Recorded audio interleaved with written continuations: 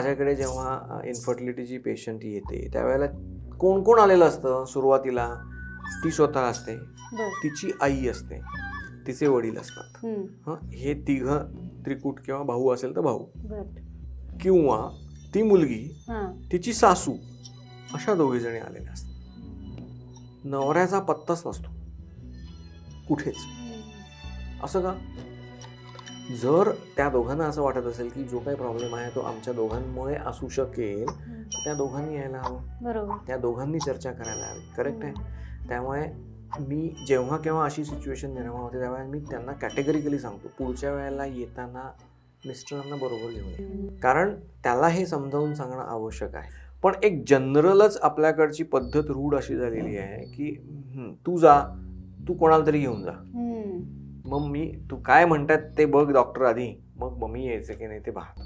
कशासाठी? ये ना, पहिल्यांदाच ये ना तू तिला घेऊन, काय अडचण? बरोबर.